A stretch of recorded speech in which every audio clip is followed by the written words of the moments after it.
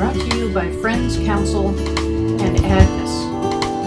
Trustee View, your online governance program for trustees.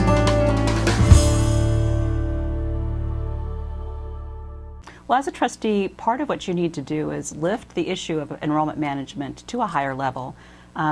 My experience has been that many schools do not do that. The admission reports maybe once to a trustee group during the year.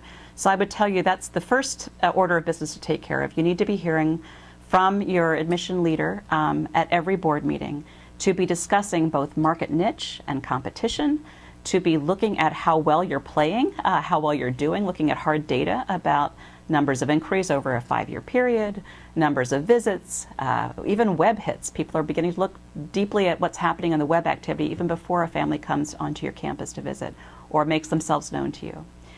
All of that should be of interest to you because it's a wider set of data that tells you about your competitiveness and your niche in the market, and you need to understand that very well. Many schools during the economic downturn discovered that their niche was changing, and they had to look long and hard at their own mission and determine that they might become smaller schools to stay true to their mission, or think about widening their mission to accept different clientele and different students. And those have been important conversations to have openly and transparently so that the admission leaders and the schools can know what the trustees wish and therefore build a plan to reach their enrollment goals. As a trustee, you may be wondering what parents are looking for right now in 2012. And the issues are, again, a good match for their child, a good investment of their money, and a great outcome, first academically.